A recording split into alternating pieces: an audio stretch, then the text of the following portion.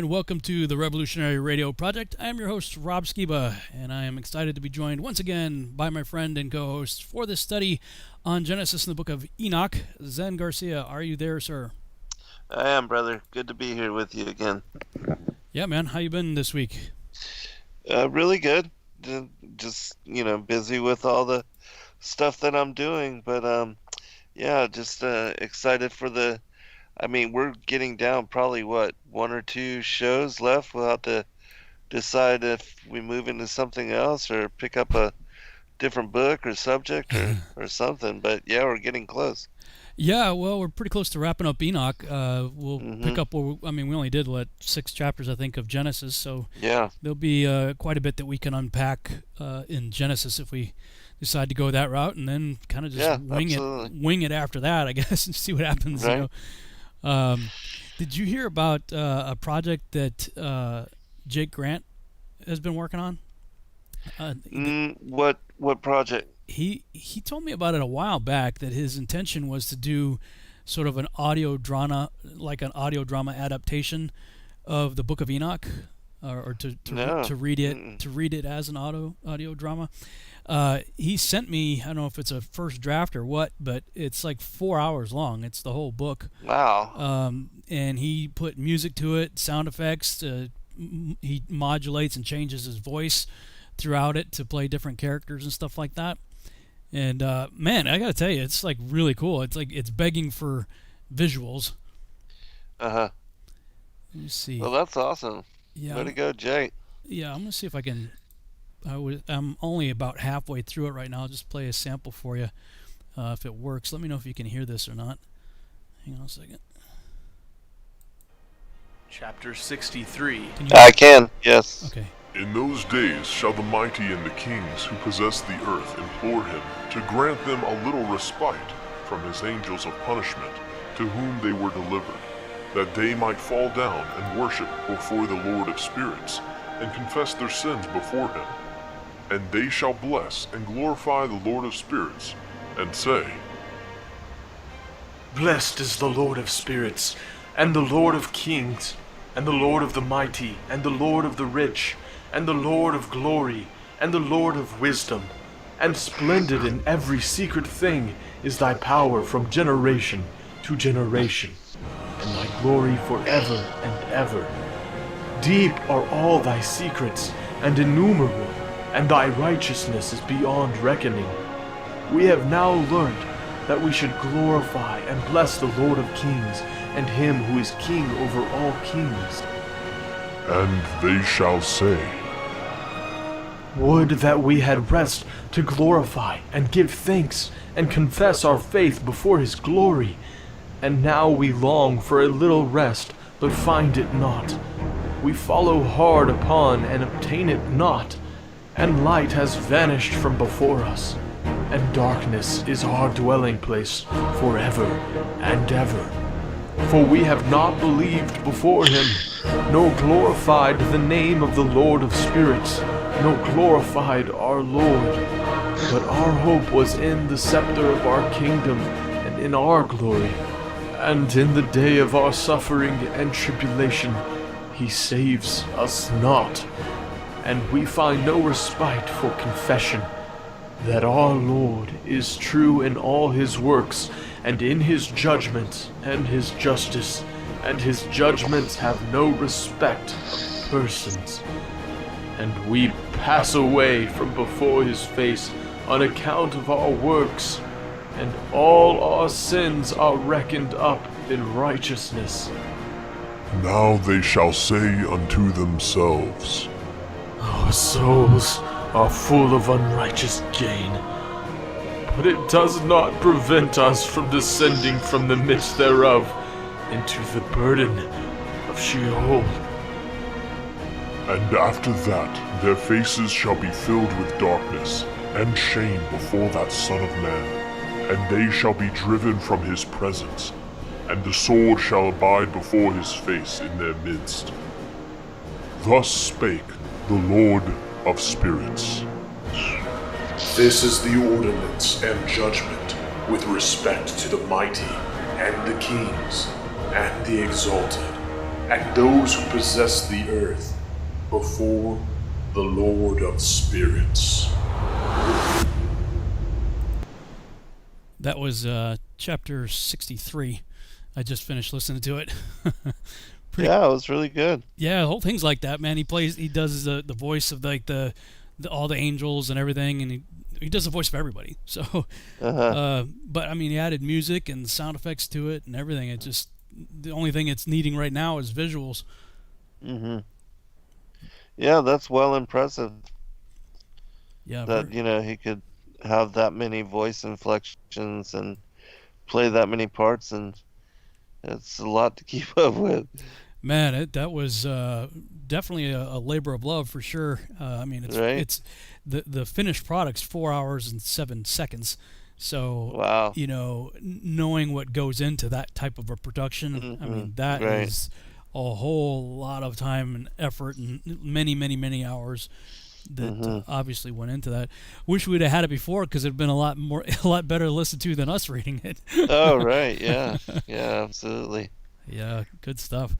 But yeah, I've been trying to get some things in order with some of my 3D software, trying to get back in the groove on that stuff again. And I was at the gym the other day. I got a new trainer. The regular trainers at the gym haven't been brought back yet. They opened only a few gyms up in the area, so they're not all open, and not all the trainers have been brought back. So the managers, who are typically trainers, are substituting and taking the clients at the moment. And so it's another young guy, about the same age probably as my previous trainer, late 20s, I'd guess. And toward the end of my last workout session, something came up about conspiracies, right? Like, go figure. And he's like, "Oh yeah, man, I'm like really into all kinds of conspiracies." Like, "Oh yeah, really?" He goes, "Oh dude, I'm way deep in the rabbit hole. As a matter of fact, I listened to a podcast called And I Go Deep Inside the Rabbit Hole with David Weiss." He goes, "Yeah." He goes, "You listen to that too?" I was like, "Dude, he's like a friend of mine." He's like, "No way." I'm like, "Yeah, for sure." And he totally geeking out. He's like, "Whoa, man, I can't wait for our next session, man." I don't mix, business with my personal life, but yeah, lots of stuff to talk about. I said, "For sure." But he told me that some of the gyms, because of this whole COVID thing and lockdowns and everything, have had to file for bankruptcy.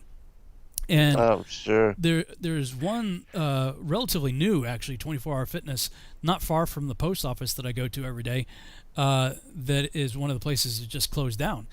And so I was telling him that I'm looking for a good-sized space. That I've been watching the special features for The Mandalorian, and I think it's called The Volume or something like that. It's a big room, 3 walls, and 3 walls in the ceiling are really high-resolution LED screens.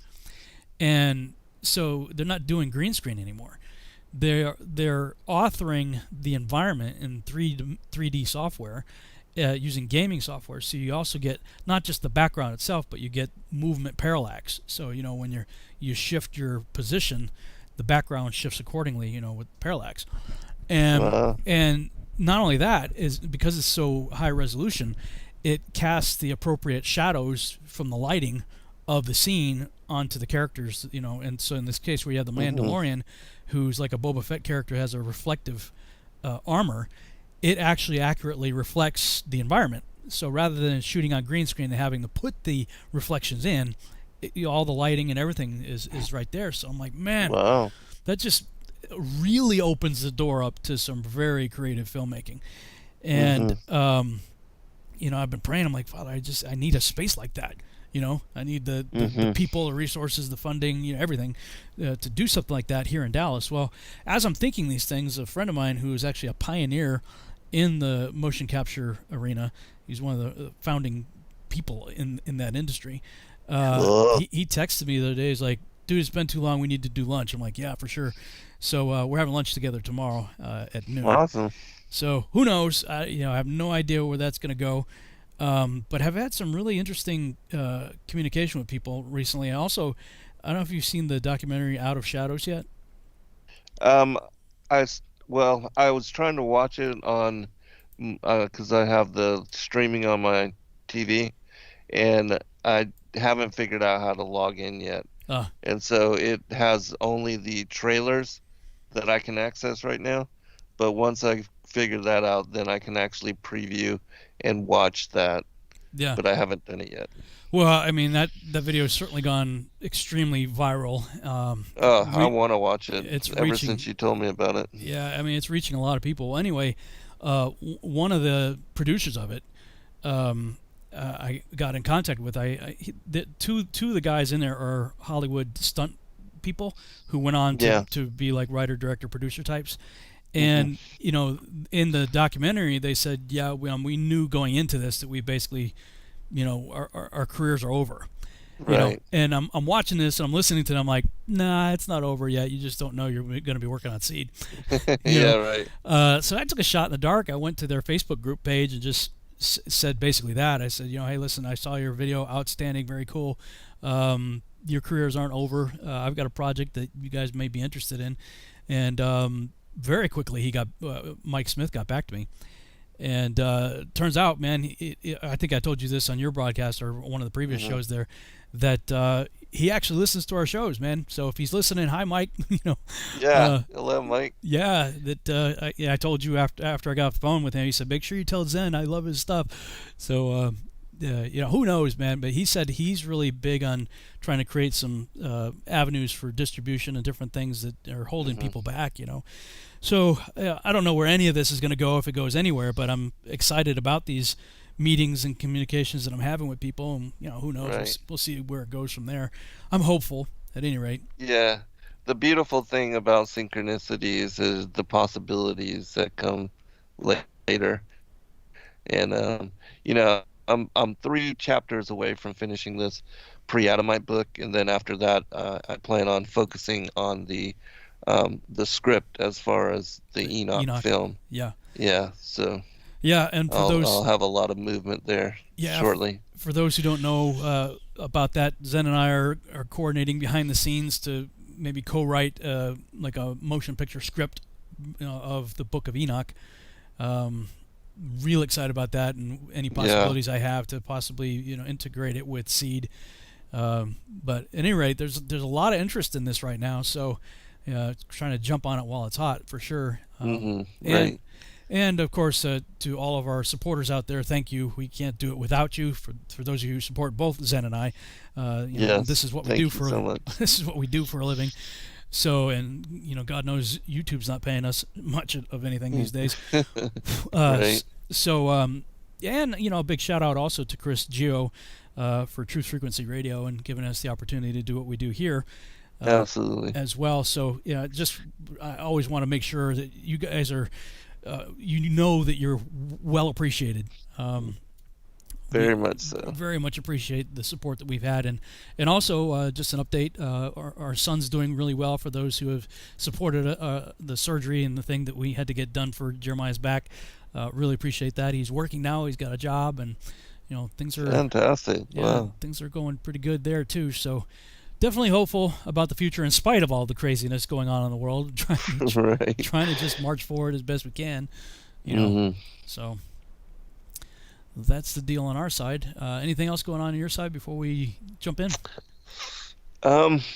No. Well, just for everybody again, the Sacred Word Revealed Conference, planning on having all that go down September 11th through the 13th. We'll have the new trailer out shortly, and if you are not aware, myself, Rob, my son, then Stephen and Yana Ben Noons, Dr. Stephen Pigeon, Gary Wayne, Dr. Joy Jeffries Pugh, Nathan Reynolds, Laurel Austin will all be speaking there.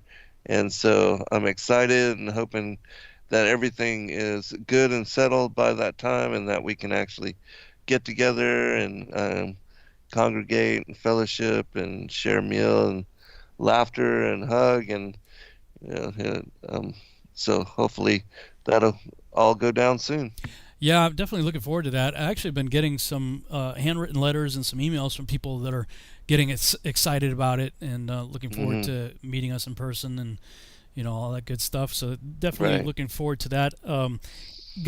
I saw something on Facebook that the next Take on the World conference has, well, It hasn't been canceled, but the on-site conference has been canceled. They're shifting over to doing a virtual conference Yeah, that's because, probably wise. well, yeah, I mean they do it, like a campsite. So it's a Hmm.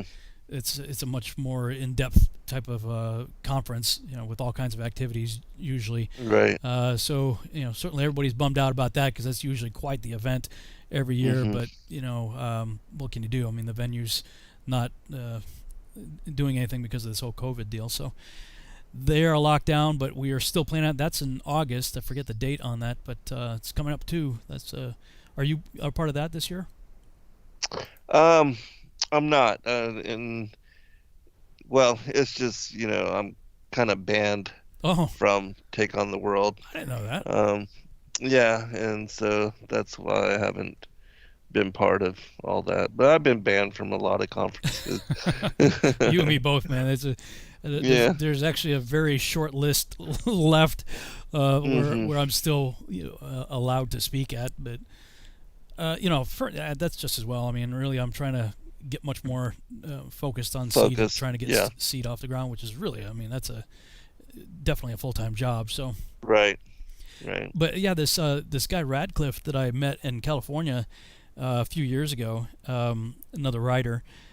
He recently submitted a script to me. I had published the first 4 scripts in a book a couple of years ago, and I've got 2 other scripts written that are still going through some tweaking and stuff like that, episode 5 and 6. But the script that he wrote is so good, I'm bumping my episode 5 to be episode 6, and 6 will be 7 because I'm going to put his as episode 5. And I read it to Sheila out loud today, and she really liked it too. So good job, Radcliffe. Awesome. If you're out there, if you happen to be listening, looking forward to brainstorming and getting started on some more scripts. But moving forward, man. That's great. I'm glad that you're having all these individuals come out and help you because it really takes that. And when you have people that can actually help write and produce and other things, what a load off, as far as having the burden of everything just being on you. Definitely looking forward to having a rock solid team that we're Hmm. meeting regularly and having whiteboard discussions and creative room sessions and Right. all that kind of stuff. Kevin just posted in the chat room August 21st through 23rd is Take on the World. Okay, cool. Thanks, Yeah, right on. thanks, Kevin. All right, man. I'm ready to jump in if you are. I'm ready. All Yeah, right. absolutely. I believe it's chapter 95 for me and 96 for you, Yes. if I'm not mistaken. So here we are, Lawrence translation, chapter 95. Wait and hope, ye righteous, for suddenly shall sinners perish from before you, and you shall exercise dominion over them according to your will. In the day of the sufferings of sinners, your offering shall be elevated and lifted up like eagles. Your nest shall be more exalted than that of the Avast. You shall ascend and enter into the cavities of the earth and into the clefts of the rocks forever, like conies from the sight of the ungodly. Who shall groan over you and weep like sirens? You shall not fear those who trouble you, for restoration shall be yours. A splendid light shall shine up around you, and the voice of tranquility shall be heard from heaven. Woe to you sinners, for your wealth makes you resemble saints, but your hearts reproach you, knowing that you are sinners. This word shall testify against you, for the resemblance of crime. Woe to you who feed upon the glory of the corn and drink the strength of the deepest spring, and in the pride of your power tread down the humble. Woe to you who drink water at pleasure, for suddenly shall you be recompensed, consumed, and withered, because you have forsaken the fountain of life. Woe to you who act I don't know what this word is, iniquitously, okay, fraudulently and blasphemously. There shall be a remembrance against you for evil. Woe to you, ye powerful, who with power strike down righteous, for the day of your destruction shall come, while at that very time many and good days shall be portioned of the righteous, even at the period of your judgment. All right, 96 from the Charles. Be hopeful, ye righteous, for suddenly shall the sinners perish before you, and ye shall have lordship over them according to your desires. And in the day of the tribulation of the sinners, your children shall mount and rise as eagles, and higher than the vultures will be your nest. And ye shall ascend and enter the crevices of the earth and the clefts of the rock forever, as conies before the unrighteous. And the sirens shall sigh because of you, and weep. Wherefore, fear not, ye that have suffered, for healing shall be your portion, and a bright light shall enlighten you, and the voice of rest ye shall hear from heaven. Woe unto you, ye sinners, for your riches make you appear like the righteous, but your hearts convict you of being sinners, and this fact shall be a testimony against you for a memorial of your evil deeds. Woe to you who devour the finest of the wheat, and drink wine in large bowls, and tread under foot the lowly with your might. Woe to you who drink water from every fountain, for suddenly shall ye be consumed and wither away, because ye have forsaken the fountain of life. Woe to you who work unrighteousness and deceit and blasphemy. It shall be a memorial against you for all evil, for evil. Woe to you, ye mighty, who with might oppress the righteous. For the day of your destruction is coming. In those days, many and good days shall come to the righteous in the day of your judgment. Yay! Yeah, right. Oh man, with all this craziness and everything that's going on in the world, I'm trying to remain cautiously hopeful in some of the things that I'm seeing. I stress cautiously hopeful when I look at things like the Q narrative and all that stuff about the indictments that are supposedly going on, thousands of indictments and things going beyond the scenes, and supposedly Right. a lot of things that are happening right now in the world are to distract from what's What about the Federal Reserve? and the Federal Reserve. That is Yeah, interesting. interesting, very much so. The Yeah, video by Michael Tillinger. yeah. I was wondering. I was just gonna ask if you saw that. That is, Yeah. yeah. It is interesting. I don't know Hmm. what's going to happen with that. I mean, everything remains to be seen at this time. But Trump's been saying, he's like, look, all the projections are looking really good for the third quarter and really good for the fourth quarter. We're going to have a really good fourth quarter. So, man, I hope so. uh, Well, I was gonna just tell you this really quickly. I don't want to get off track, but recently I did a show this past Monday with some friends in Canada, and they had mentioned about this individual, John the Third, the true king of Britain, mm, and how this guy is coming out and has all the credentials. And what is strange about this individual is that he also mentions um, and that Trump is recognized him as being the true king, and that Elizabeth and all them, that they were the usurpers. Saxon, or yeah, the usurpers. And so this individual, I was watching some interviews about him, but he also makes mention of Trump, taking over the Federal Reserve. And so, is this another confirming witness? I mean, I don't know, but as you, I do remain hopeful, and I do pray that there is something to these indictments coming down, and that some of these pedophiles are going to get locked up, and that Hmm. justice shall be served. I mean, I would be all about that, and so we'll see. And Yeah. yeah, I mean, I go back and forth on this. I really do. right, yeah, I do too. I mean, I've tried to stay out of the political stuff as much as possible because I don't really believe Yes, much in the whole system. But it's almost right. impossible to stay out of it now. I mean, with so much going Hmm. on, man. I mean, it's just insane out there. It's gone completely insane. It is. But It's absolutely insane. in the meantime, there's always this narrative in the background, and I'm like, okay, when's this stuff going to happen then? If this stuff is true, Right, what everybody's right. saying, Yeah, I mean, it's 4 years already. Come on. yeah. But What are you waiting on? some people have been Yeah. like, dude, what are you talking about? And they sent me some stuff, and it was like, this has happened, this has happened, this has happened, this has happened, this happened. I'm going, well, okay. that's pretty awesome if it has. I mean, I hope it has. Right. How do you vet it, right? I mean, Yeah. I mean, we thought there was some kind of a big win with the Jeffrey Epstein deal. Right. I mean, I do believe he's dead, but I don't believe he killed himself. It appears Now they're doing. the medical evidence strongly suggests otherwise, that he was murdered. And the crushing of his throat or whatever, some kind of deal that would not be consistent with a self-hanging right. Off of a bed rail. And so, but that begs the question, like, who did it, and what were they trying to cover up, and because when he goes, the hope was that when he went down, it would take down the whole ring, right? Everybody else involved. Well, of course, everybody else involved didn't want that. So next thing you know, he's dead, right? Oh. Right. Wow, that went quick. Yeah.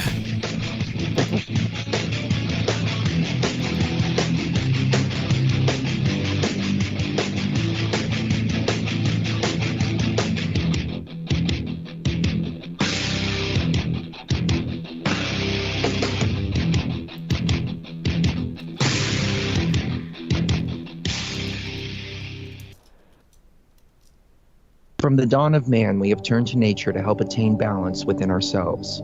But somewhere, we lost our way. Western culture is once again remembering the healing benefits of CBD, the non-psychoactive component of the hemp plant.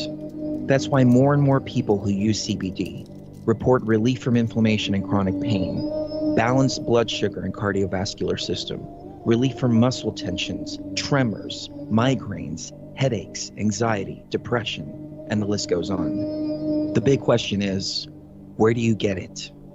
IALife is a 99% pure CBD oil made with all organic ingredients, and it's available to TFR listeners worldwide. If you use coupon code TFR at checkout, you'll get $5 towards your order. Head on over to ialife.com now. That's AYA life.com.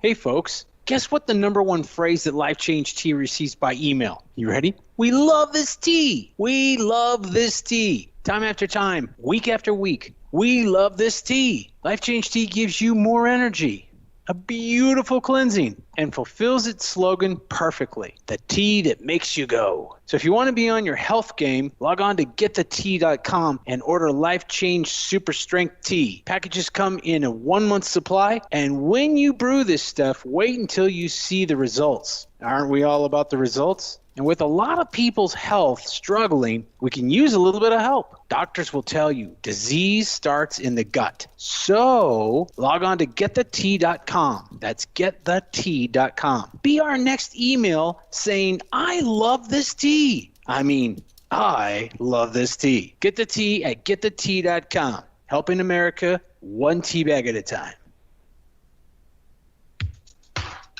Hey everyone, it's Mark Sargent from Strange World, broadcasting live every Tuesday evening, 10 to the end of the world in film.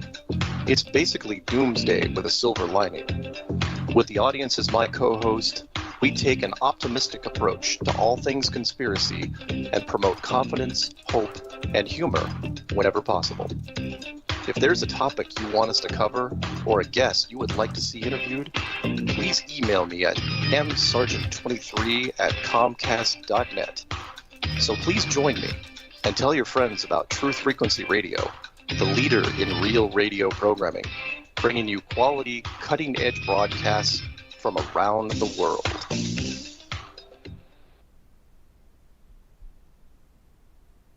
We are TFR. My faith in destiny is all I need to prevail. Truth Frequency Radio.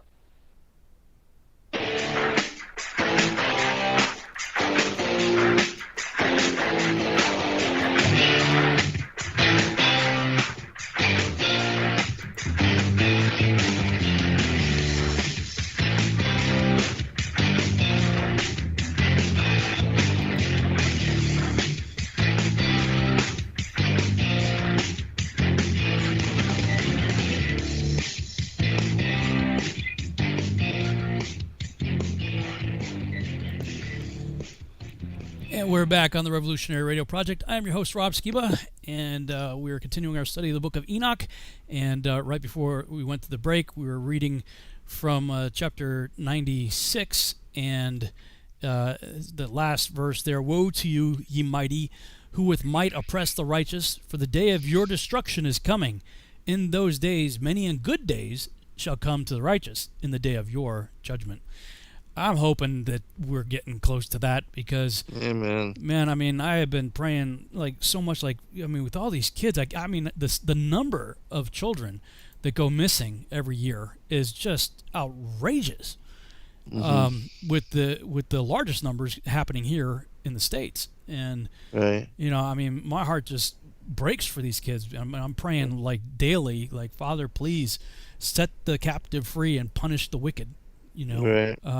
And you know, I have to believe if everybody starts praying that sooner or later it's gotta happen. And Yes. and you hear these stories, you know, in the pro-Trump Q crowd. Now, let me just say, I wouldn't consider myself pro either one.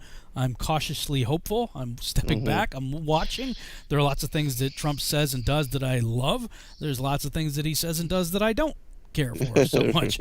So Right. you know, don't be, you know, jumping on me. And frankly, the Democrats are just bat crap crazy, insane, beyond insane, off the rails on the crazy train, Looney Tunes, completely psycho.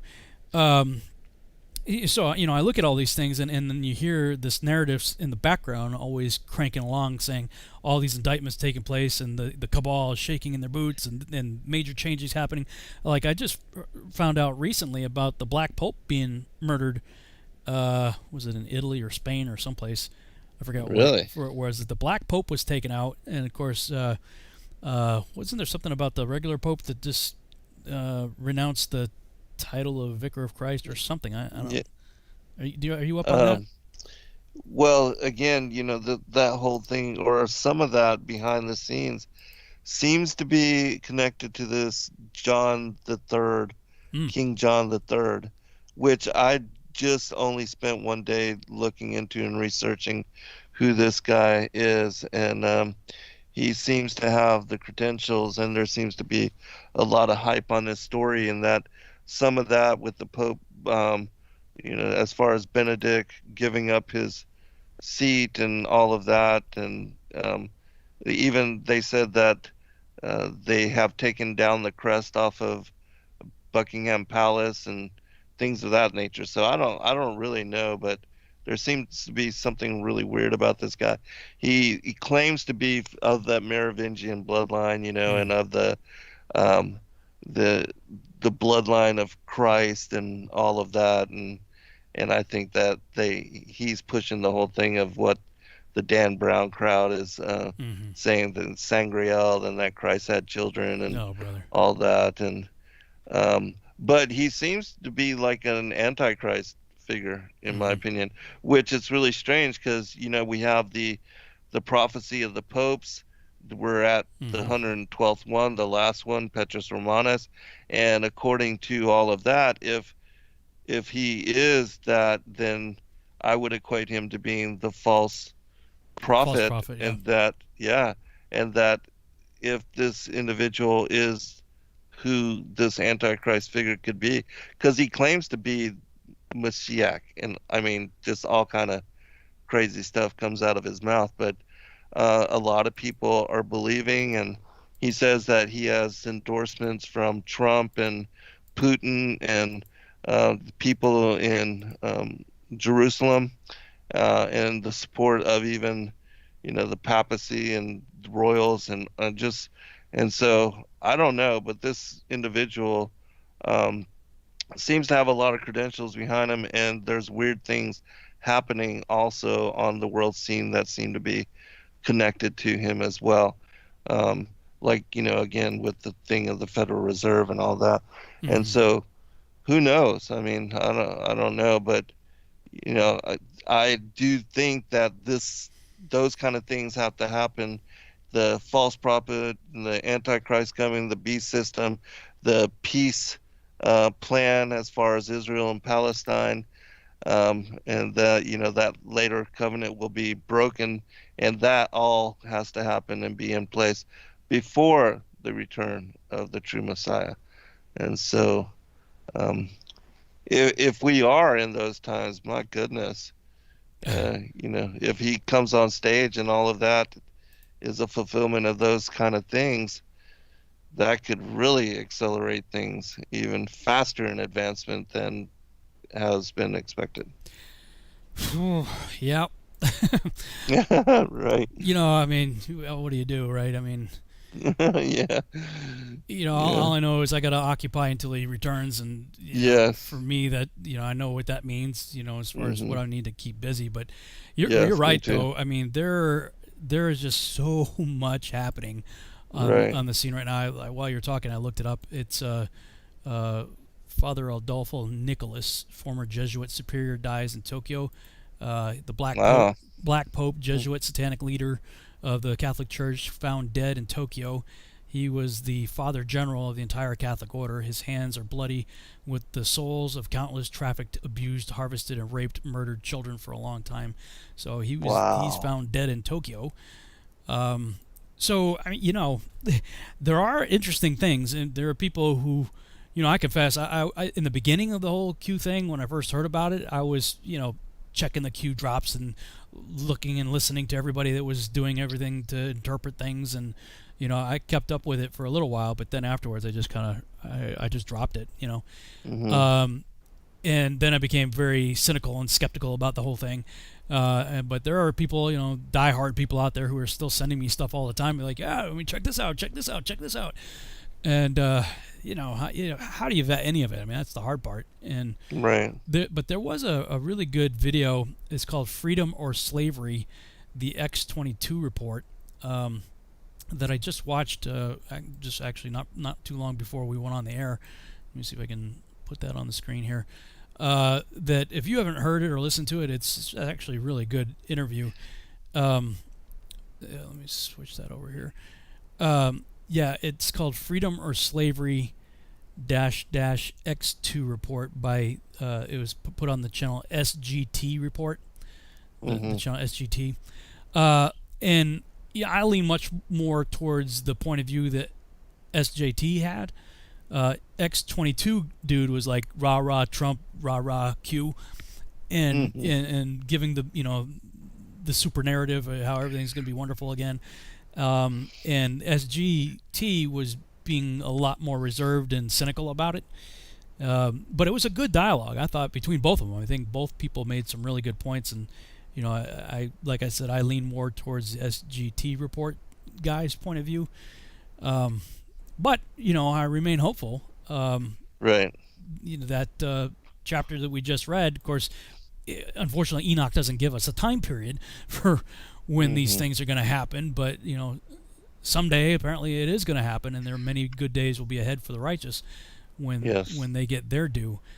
Just don't know if that's in our day, Right. or not. Yeah. Well, if it's the harvest, then again, if all these things align with the false prophet and the Antichrist coming on the stage, which this guy coming out of nowhere, I'd never heard of him until just a couple of days ago, but just looking at some of the stuff with this King John III, he could certainly be that that personage. And then and if that is the false prophet and the Antichrist come on the world stage, well then certainly things could accelerate, and it could unfold as the fig tree generation. All that could be within our lifetimes, but who knows? We'll see. Yeah, one way or another. I mean, what are we going to do, right? I mean, Right, exactly. It's not like we can, it's going to happen. It's going to happen. Right. Verse 2, though, of this chapter caught my attention. In the day of the tribulation of the sinners, your children shall mount and rise as eagles, and higher than the vultures will be your nests. So you're rising up like eagles and like vultures, right. But then it says, and you shall ascend and enter the crevices of the earth. You would think, well, wait a minute, that's descent. So where are they ascending from? Right. That one kind of threw me for a loop there because it's talking about tribulations, the day of the tribulation of the sinners, your children shall mount up. Unless it's talking about, is it talking about, who's it talking to here? Okay, let me go back and read that again. But hopeful, ye righteous, for suddenly shall the sinners perish before you, and ye shall have lordship over them according to desires. So that's to the righteous. And in the day of the tribulation of the sinners, your children. So I'm assuming the antecedent here, your children, being the children of the righteous, right, shall mount up and rise as eagles, higher than the vultures will be your nest, and ye shall ascend and enter the crevices of the earth, and the clefts of the rock, forever as conies before the unrighteous, and the sirens shall sigh because of you and weep. What do you make of that? That's pretty bizarre.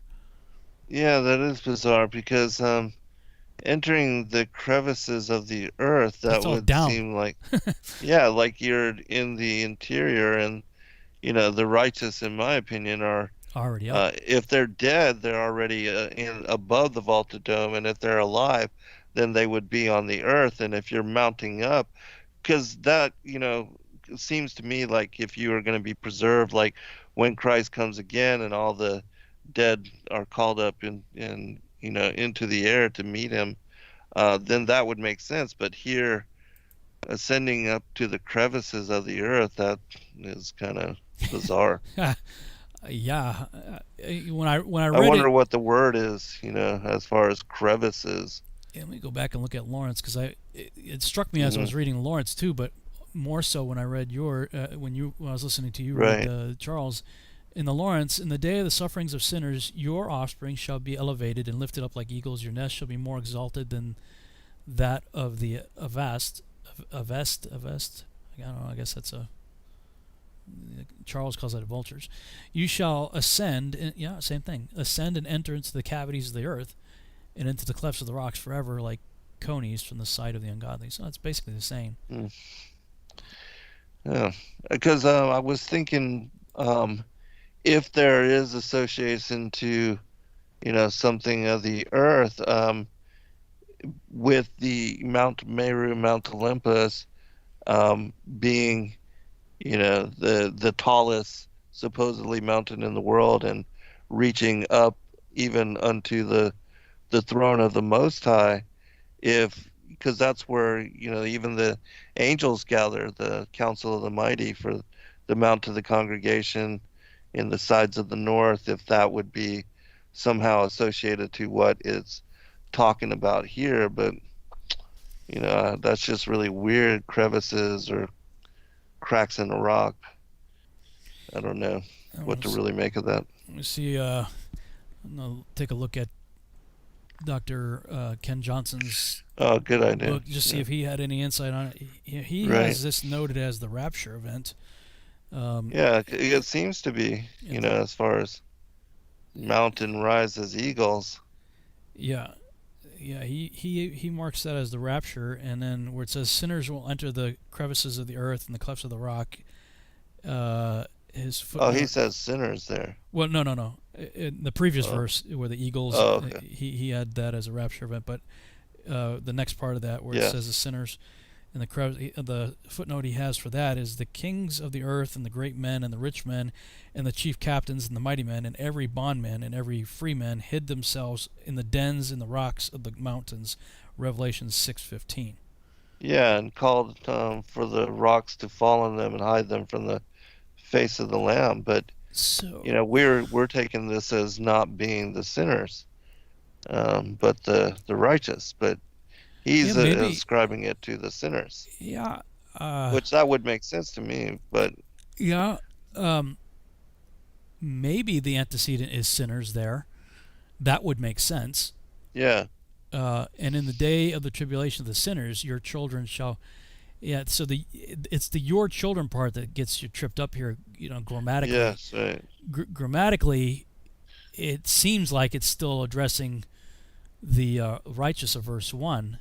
Right, that's what I was thinking too. I guess it's like one of those things. Is it the old lady or the young lady picture, right? Where you look at it and it morphs right in front of your face. Like all of a sudden, I can kind of now see it morphing the other way, the way Ken Right. Johnson's saying it. Right. That would make more sense. Yes, it would. And he gives a cross reference for that being Revelation 6:15. So yeah, I mean, I could go with that. Yeah, I can see that. And that would make a lot more sense because the righteous, are if we're caught rising up. above like eagles. Yeah, right. And then the sinners are wanting the mountains and the rocks to fall on them and hide them from the face of the coming of the Lord. Wait a minute, it just morphed back again on me. Because it says we're the ones rising like eagles in the higher. Mm-hmm. And ye shall ascend. I don't know, man. It keeps flipping back and It's forth. bizarre, yeah. So let's see what else Ken has to say here. And where it says the sirens, there he has satyrs or demons. And he has footnote E. What is E in reference to here? E is in reference to verse 6. So what is verse? Woe to you who drink water from every fountain, for suddenly shall ye be consumed and wither away, because ye have forsaken the fountain of life. So his footnote on that is, for my people have committed two evils. They have forsaken me, the fountain of living waters, and hewed them out cisterns, broken cisterns that can hold no water. Jeremiah 2:13 is his cross-reference. And then another one, I am Alpha and Omega, the beginning and the end. I will give unto him that is athirst of the fountain of the water of life freely. Revelation 21:6. Interesting cross-references he's got there. Mm-hmm. Yeah. I could go with that. He did good work. Yeah. Thank you, Kenny. Yeah. Let me see here. All right. Well, we got 9 minutes. We can continue. All right. So for me, this is Lawrence chapter 96. The righteous are confident that sinners will be disgraced and perish in the day of iniquity. You shall yourselves be conscious of it, for the Most High will remember your destruction, and the angels shall rejoice over it. What will you do, ye sinners, and where will you fly in the day of judgment, when you shall hear the words of the prayer of the righteous? You are not like them who in this respect witness against you. You are associates of sinners. In those days shall the prayers of the righteous come up before the Lord, when the day of your judgment shall arrive, and every circumstance of your iniquity be related before the great and the Holy One. Your faces shall be covered with shame, while every deed strengthened by crime shall be rejected. Woe unto you sinners, who in the midst of the sea and on dry land are those against whom an evil record exists. Woe to you who squander silver and gold, not obtained in righteousness, and say, we are rich, possess wealth, and have acquired everything which we can desire. Now then will we do whatsoever we are disposed to do, for we have amassed silver, our barns are full, and the husbandmen of our families are like overflowing water. Like water shall your falsehood pass away, for your wealth will not be permanent, but shall suddenly ascend from you, because you have obtained it all iniquitously. To extreme malediction shall you be delivered up.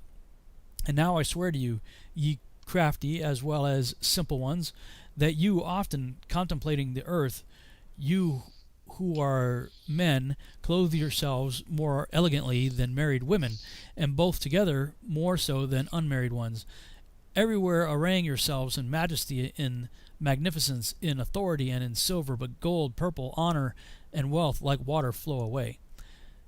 Erudition, therefore, and wisdom are not theirs. Thus shall they perish together with their riches, with all their glory and with their honors, while with disgrace, with slaughter, and in extreme penury shall their spirits be thrust into the furnace of fire.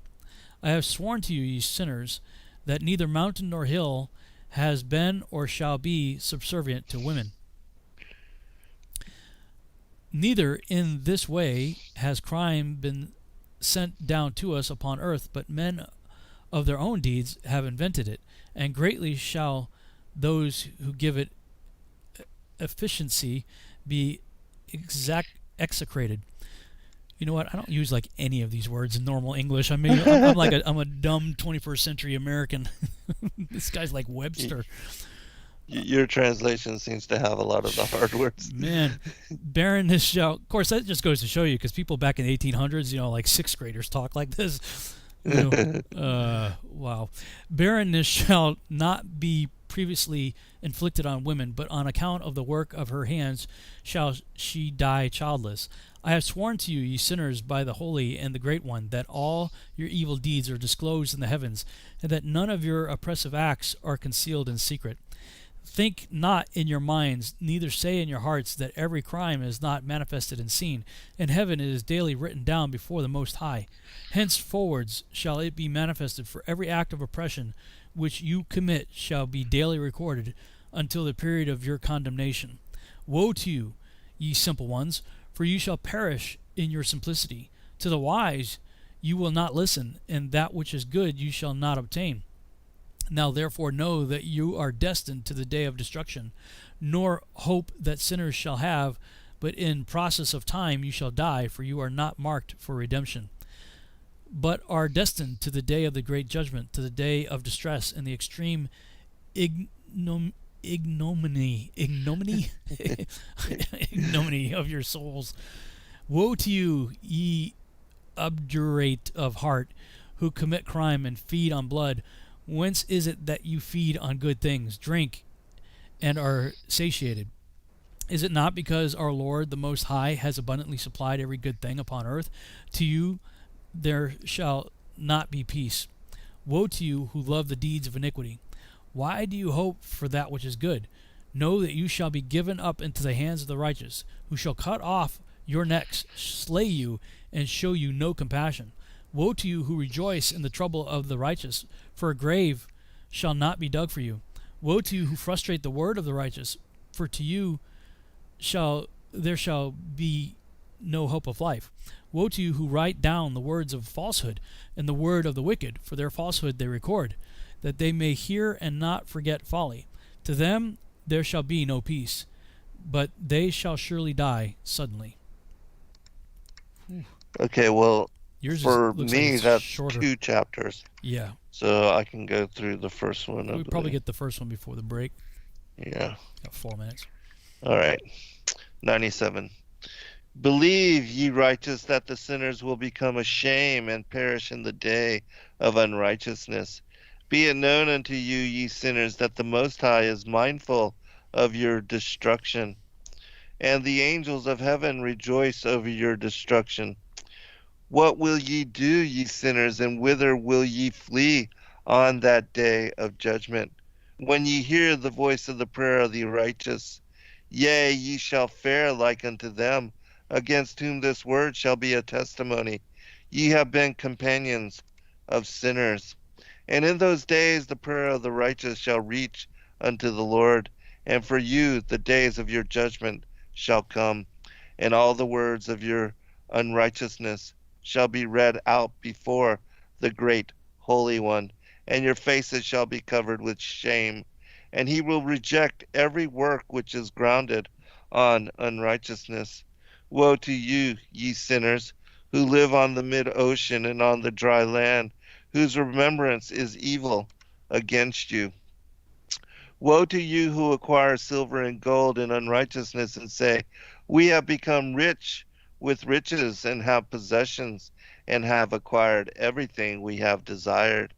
And now let us do what we purposed, for we have gathered silver, and many are the husbandmen in our houses, and our granaries are brim full as with water. Yea, and like water your lies shall flow away, for your riches shall not abide, but speedily ascend from you. For ye have acquired it all in unrighteousness, and ye shall be given over to a great curse. Wow, like that sounded just like Jeffrey Epstein right there. Yeah, exactly, right. Especially verse 7. Woe to you, ye sinners, who live on the mid-ocean and on the dry land. Right. His little island there. Island, exactly. Yeah. They had their Pedophile island. Yeah. That literally got away with everything. Like, yeah. And he knew it. He's like, yeah, I can just get away with anything. You know? I mean, he literally had raped and molested like thousands of young girls. Unbelievable. I don't know if you saw the trials, his trial there on Netflix. Yeah, I did see bits and pieces of it, and yeah, there was something like what 40 women that came forward, but they represent hundreds. Hundreds, and probably even thousands. Probably thousands, yeah. He literally had 16-year-old girls. He would pay them $200 to recruit anybody that they would bring over to have sex with him, and then he would also pay the girls that he had sex with $200. And so he had all these 16-year-olds that were homeless or didn't have money, and they would basically talk their girlfriends into going over there, and then they were working as pimps for him. And then all these young girls that didn't have couldn't get money from anywhere else, they were taking him up on his offer. And so he had sick. Yeah, I mean, it's horrible. It's horrible what was going on over there. Well, he's definitely, if he's still alive, I personally think he's dead, but either way, he's getting his due. Yeah, absolutely.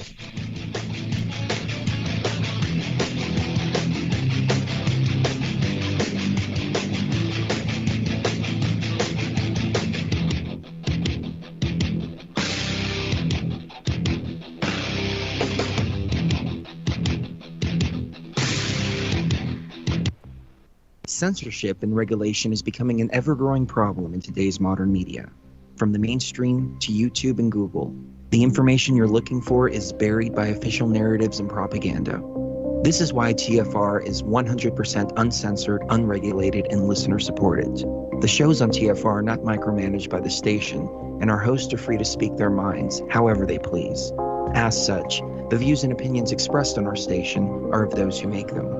If you happen to hear anything offensive on TFR, please send us an email to toughtitty@tfrlive.com, and we'll be happy to tell you that we really don't give a damn. We stand for freedom of speech and non-censorship. If you also stand for free speech, you can go to tfrlive.com/signup and sign up for a TFR supporter pass and help us in our mission to keep the airwaves uncensored and unregulated. TFR Live, your uncensored and unregulated protection from deception.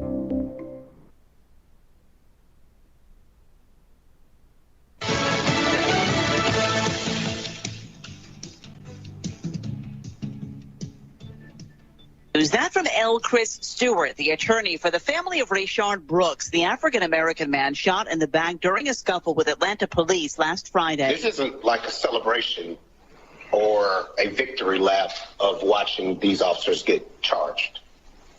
Nobody's happy, nobody's celebrating, because this never should have happened. We shouldn't have to celebrate as African Americans when we get a piece of justice. The now former officer who authorities say shot Brooks, Garrett Rolfe, has been charged with felony murder and 10 other charges. The second officer, Devin Brosnan, faces aggravated assault and other charges. The district attorney says Brosnan has agreed to testify against Rolfe, but his attorney says that's not true. President Trump again slamming his former national security advisor John Bolton for his upcoming book on his time in the White House. He broke the law. Very simple. I mean, as much as it's going to be broken, this is highly classified. That's the highest stage. It's highly classified information, and he did not have approval. That's come out now very loud and very strong. On Fox's Hannity, the Justice Department is seeking an injunction to stop the publication of the book. The Centers for Disease Control and Prevention out with a list of things you should have with you when you leave the house. The first thing you'll need, a cloth face covering. That one seems obvious, something the CDC's been telling us to do for months now. The second thing is hand sanitizer. You want to make sure it's stuff made with at least 60% alcohol. The third and final item might not be as obvious. Tissues. They are not only useful when you have to cough or sneeze, but give you an alternative to touching exposed surfaces with your bare hands. Good luck out there, everybody. John Saucier, Fox News. On Wall Street, the Dow lost 170, the Nasdaq added 14, the S&P down 11. America is listening to Fox News.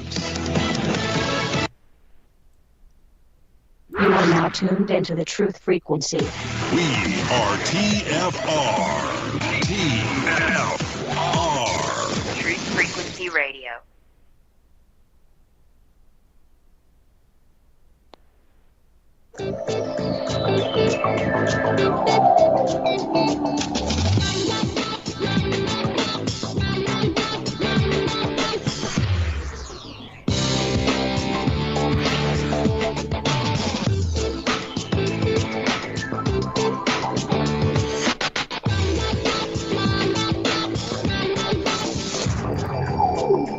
And we're back on the Revolutionary Radio Project. I'm your host, Rob Skiba. For the second hour of the broadcast, I'm joined with my friend and co-host, Zen Garcia, and we are going through the book of Enoch.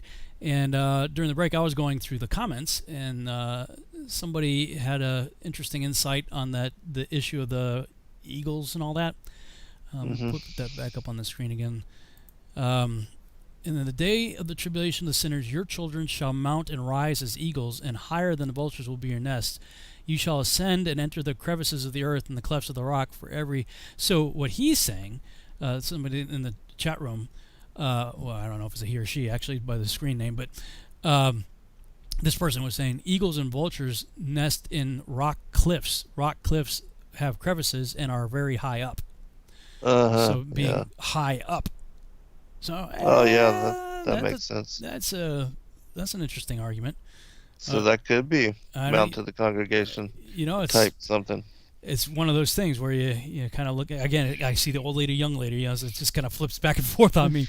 Right. Of course, Ken Johnson's explanation too. So something to consider either way. I think the conversation is good. But before the break, we were talking about Epstein Island and all the horrors and everything that was going on there. I mean, the guy got away with it. I mean, he was 60-something years old when they finally took him down. So, I mean, how many decades and how many people, not just in the States too, like all over the world, this was happening. Just horrible. Right.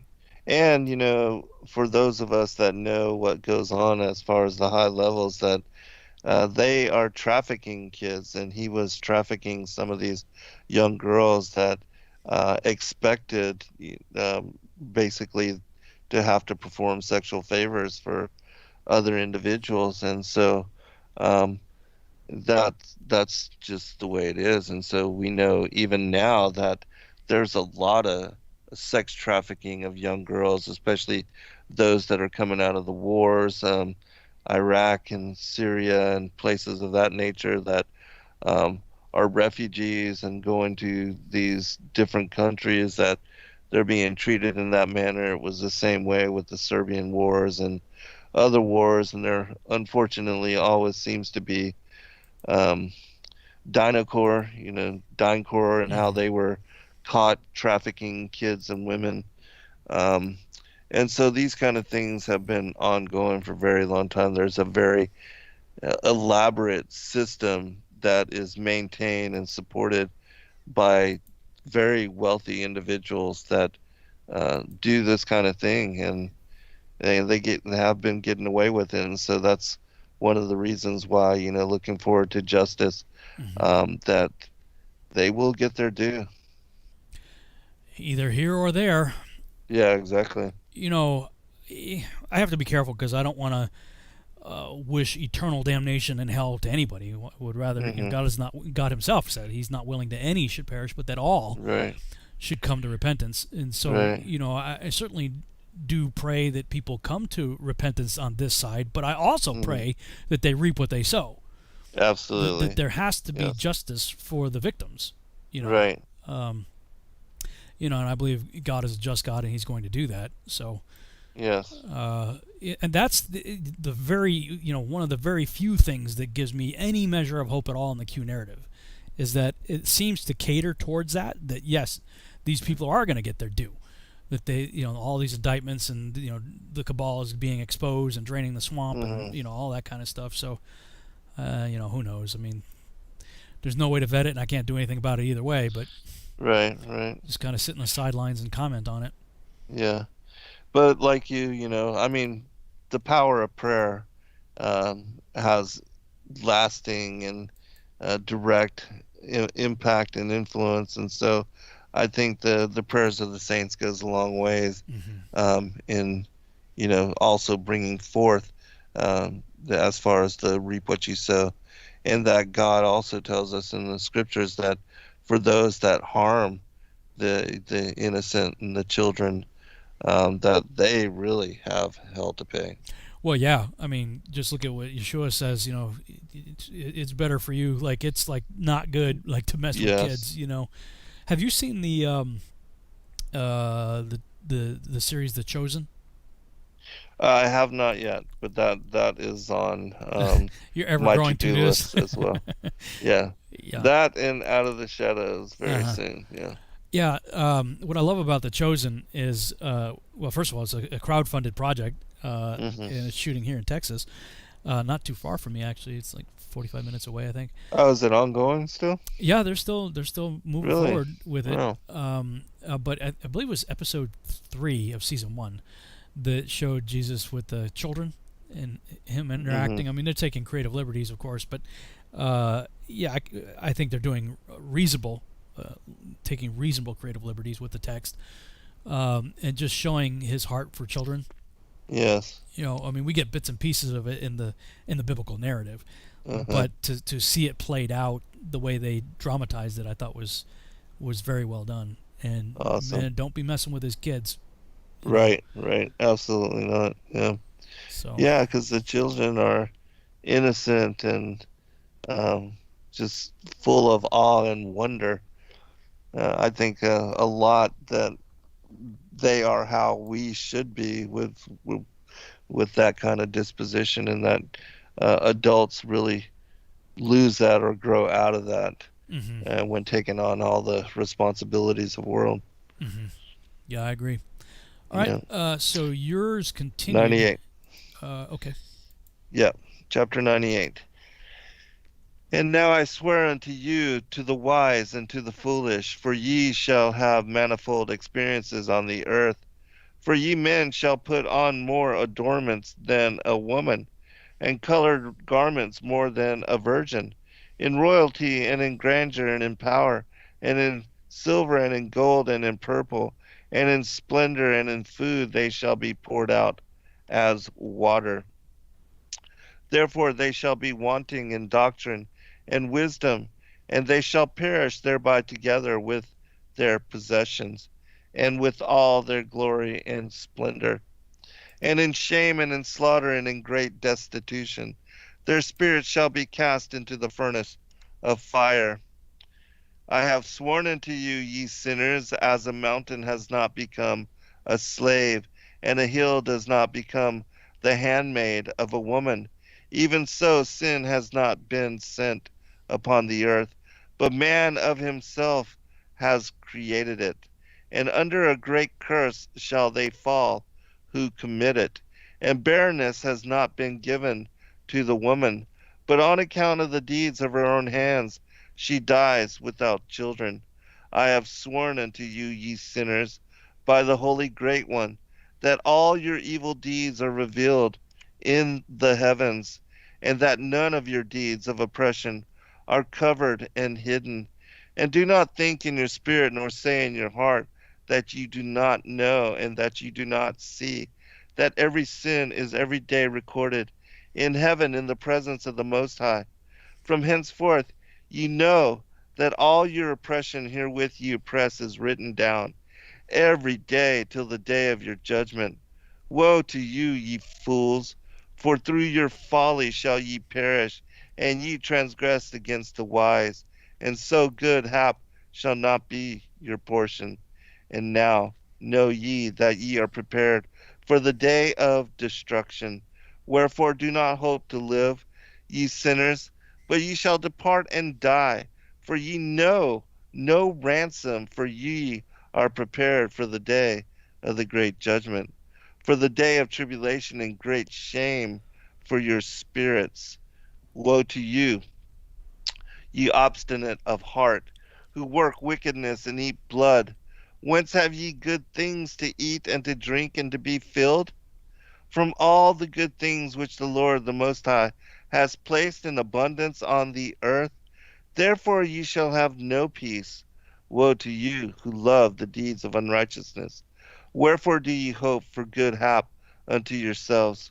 Know that ye shall be delivered into the hands of the righteous, and they shall cut off your necks, and slay you, and have no mercy upon you. Woe to you who rejoice in the tribulation of the righteous, for no grave shall be dug for you. Woe to you who set at naught the words of the righteous, for ye shall have no hope of life. Woe to you who write down lying and godless words, For they write down their lies that men may hear them, and act godlessly towards their neighbor. Therefore they shall have no peace, but die a sudden death. So is that where? Yeah, Dyson. Okay, so we're both caught up at that point. Yes. Verse 7. And do not think in your spirit, nor say in your heart that you do not know, and that you do not see that every sin is every day recorded in heaven in the presence of the Most High. From henceforth ye know that all your oppression hence wherewith ye oppress is written down every day to the day of your judgment. That must be one heck of a large library volume of books. Oh yes. Being written down. Right. There's more detail of this in both the Chronicles of Jeremiah as well as in the Vision of Paul, where it talks about and shows what occurs to both a righteous soul and a wicked soul after dying, and then how it is both the guardian angel that accompanies us and that daily goes up at twilight to report on the activities of men, and then all of their deeds are written into the books of remembrance, the books of life. And so these are the books that are opened at the the great white throne judgment as well. But it is the guardian angel as well as the Holy Spirit that comes forth and either convicts you or sides with you and reports for you and supports you in living a righteous life. And so, yeah, those things, I think it's chapter 12 through 23 in the Vision of Paul, which gives more detail about this. Wow. I mean, man, that's a lot to record. Let's see. What else? Verse 12 caught my attention too. Woe to you. And 11. 11? Yeah. Woe to you, obstinate of heart, who work wickedness and eat blood. Oh, yeah, eat blood. Whence eat good things, eat and drink could be. Yeah, I've been sort of, I haven't really, I haven't dived too deep into it, but I've been seeing some things that my friend Dr. Judd Burton has been posting.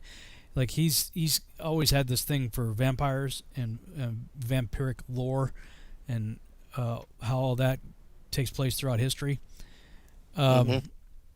And he just posted something recently about that, but I mean, it all goes hand in hand, right? I mean, oh yeah, absolutely. The drinking of blood and just cannibalism and everything. Right. Have you Micah chapter 3, those few verses? I'm not sure, but I'll read these for you real quick.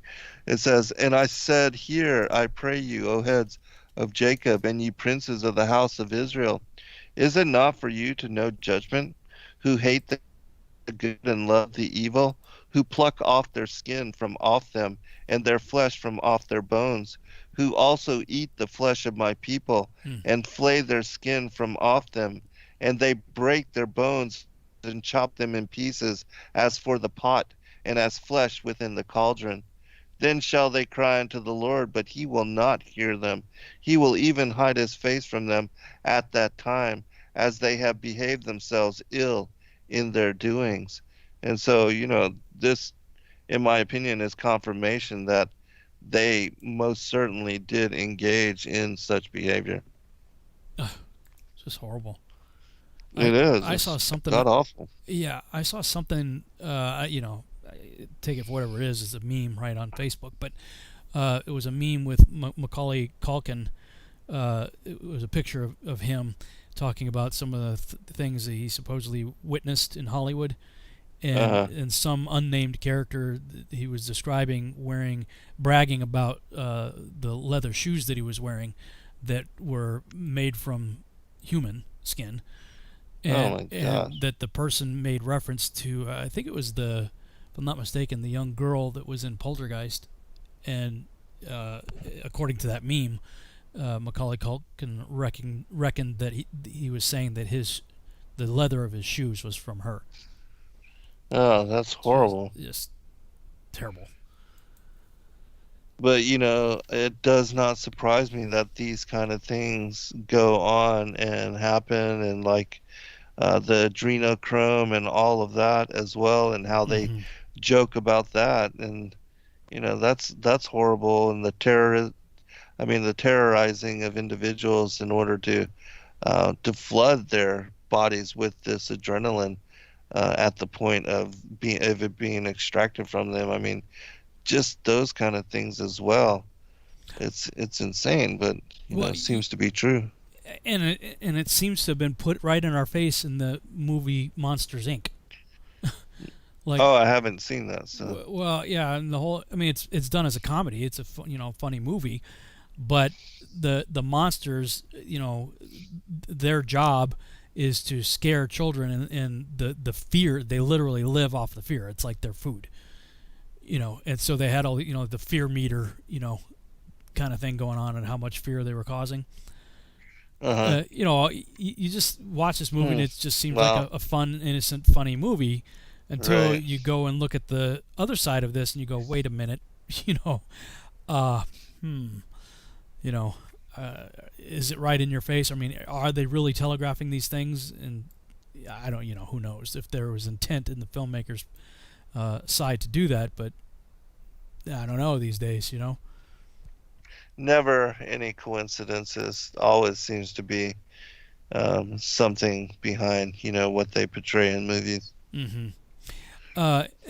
In verse 12, it was saying, "Woe to you who love the deeds of unrighteousness, wherefore do you hope for good hap unto yourselves? Know that ye shall be delivered into the hands of the righteous, and they shall cut off your necks and slay you, and have no mercy upon you."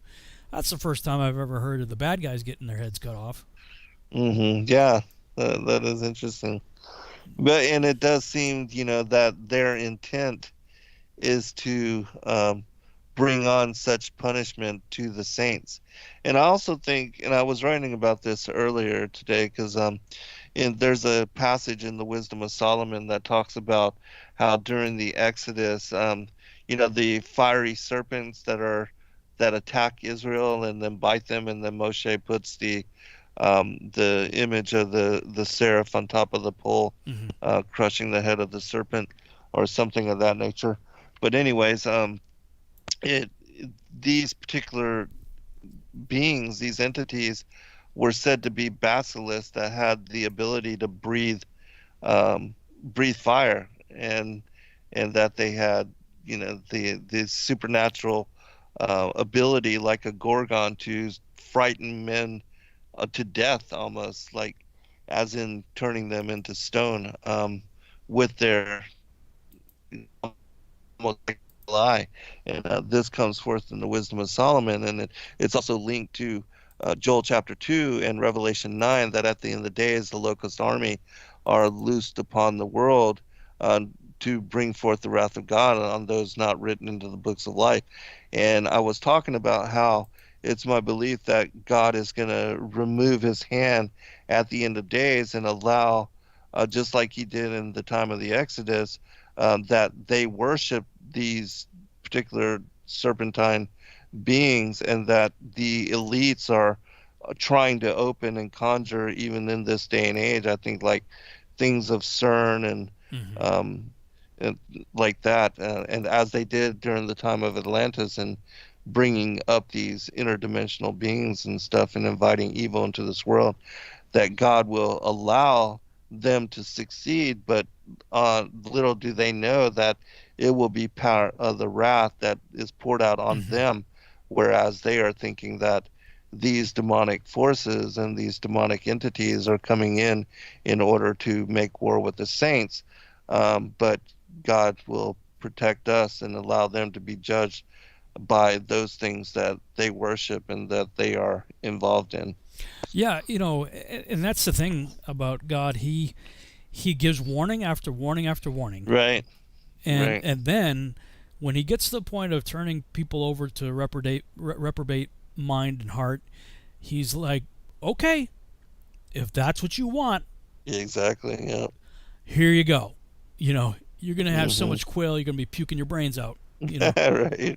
You want to go after other gods? You don't want to worship me? Well, guess what? Have at it. Exactly. Hey, Israel, you want to whore after other gods? You don't want to listen to me?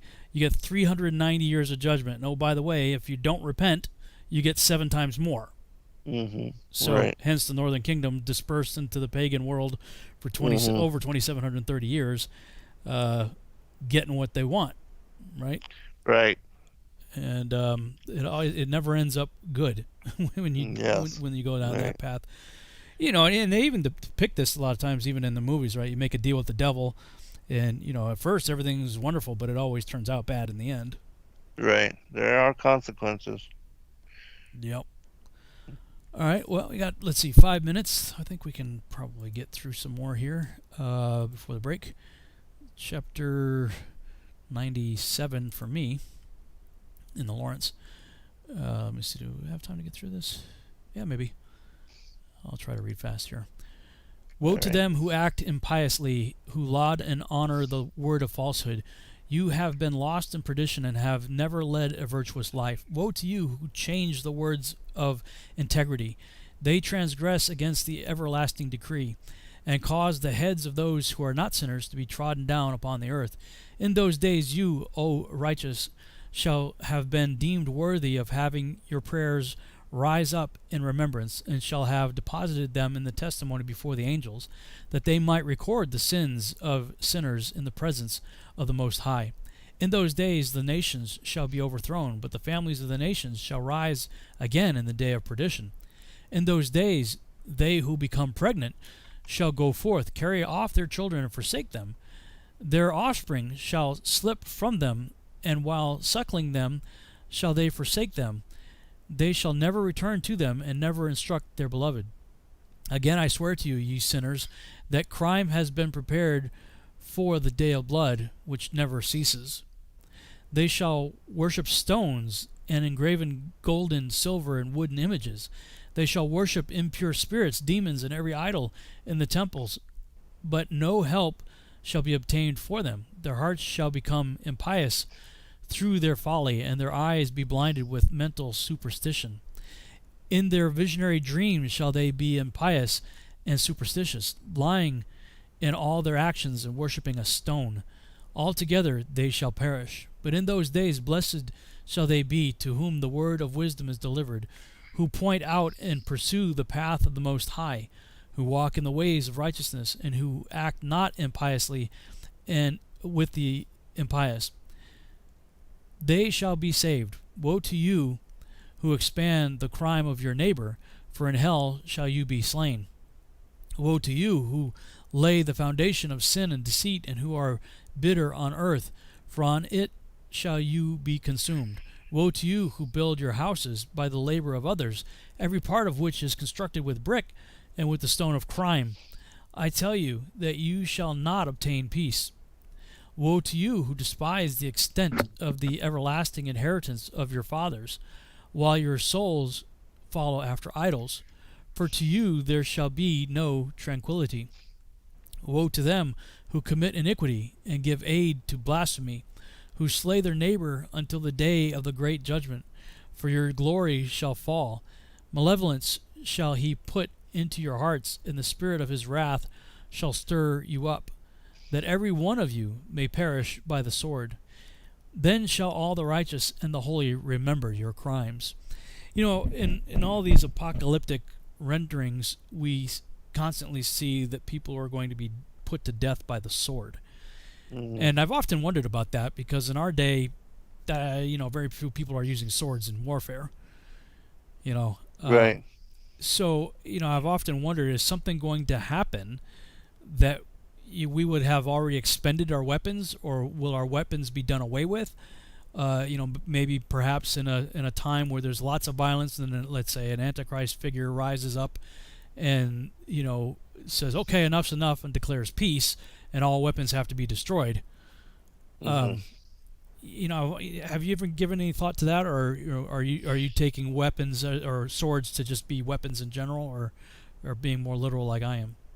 No, I have considered that and looked at it in that kind of light as well. Same thing with the horses, Right. as far as the Million Man Army and what does something happen, like the whole EMP that takes out all the control systems, all the computer networks, and everything that could reduce things to a dark age very quickly, and set everything back several centuries or decades or whatever. And so yeah, those are things to consider. And then the more that technology becomes involved with weapons um, and everything as far as the the military is concerned, that they are getting very, very fancy with everything. And so if there is a time that, even as they said, whether the batteries or the computer systems or the whatever, if that goes out, then yeah, you get set back into the dark ages.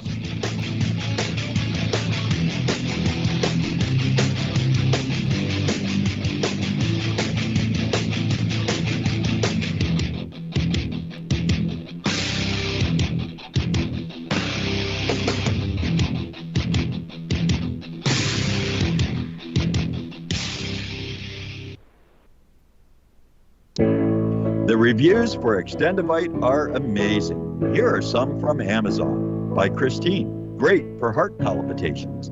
By Anne, before I started using this product, every afternoon my ankles and my hands would be swollen. That doesn't happen anymore. So if that part of their advertising is true, I have to assume that the rest of it is also. Not to mention that when I had my yearly blood test, only a few weeks after beginning to use this product, my cholesterol had dropped over 30 points.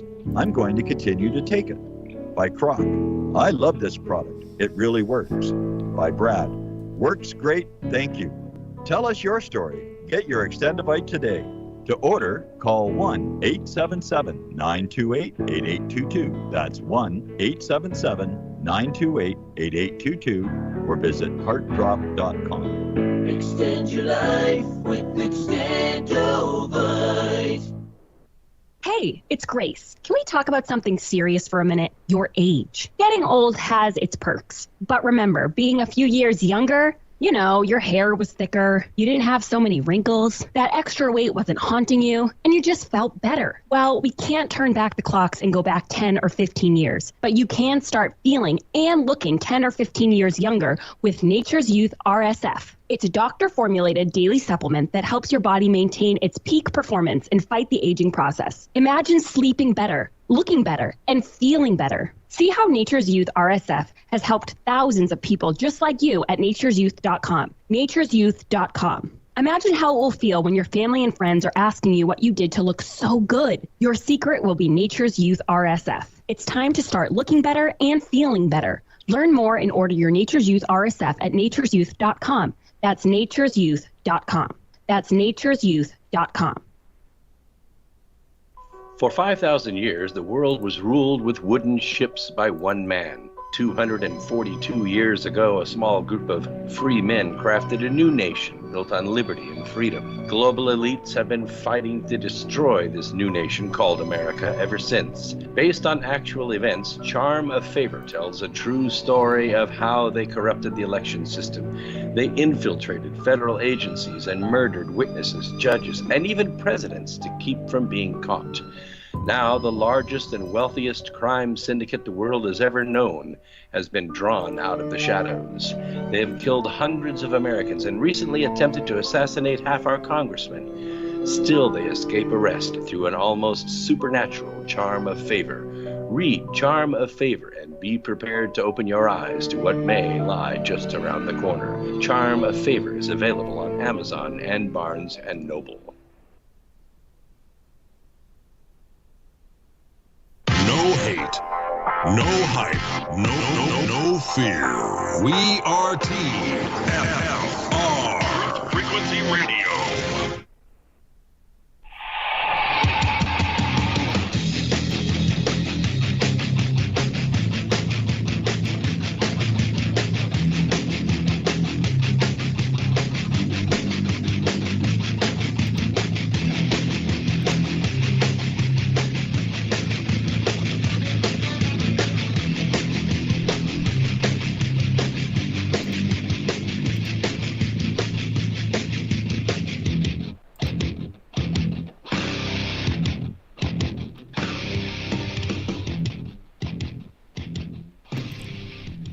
And we're back on the Revolutionary Radio Project. I'm your host, Rob Skiba, for the final half-hour segment of the broadcast, talking with my guest and co-host, Zen Garcia, discussing the book of Enoch. And we were talking before the break about this whole idea in the end times that people are fighting with swords. And what does that mean? I mean, when you think of DARPA and just the modern weapons that are available today, I mean, they are so high-tech and so, just incredible in what they can do. Is the word swords just a metaphor for weapons in general? Is that the only thing that they could have understood as weaponry, back then? Or is it are we gonna find ourselves in a situation where somehow we're all thrown into the Dark Ages? I've gone back and forth. It's interesting. One of the worst Superman movies was Superman 4, and in that movie, Superman's like, okay, I've made a decision. There's going to be no more nuclear weapons. I'm getting rid of all of them. So Superman takes it upon himself to get rid of all nuclear weapons. Could we have a situation where the world just descends into such chaos that and violence that a world leader finally gets up and says, okay, that's it. Enough's enough. Getting rid of all that stuff. I don't know. I kind of go back and forth on it, but there was somebody in the chat room, April, posted something about Ezekiel 13, and that has always been a really interesting passage to me. Beginning in Ezekiel 13, beginning in verse 18, thus saith the Lord God, woe to the women that sew pillows to all armholes and make kerchiefs upon the head of every stature to hunt souls. Will ye hunt the souls of my people, and will ye save the souls alive that come unto you? And will ye pollute me among my people for handfuls of barley and for pieces of bread, to slay the souls that should not die, and to save the souls alive that should not live? By your lying to my people that hear your lies?